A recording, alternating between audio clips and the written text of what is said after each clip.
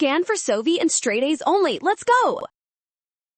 Calculus problems like this integral of f of x plus 1 from -2 to 5 are easy if you follow these steps.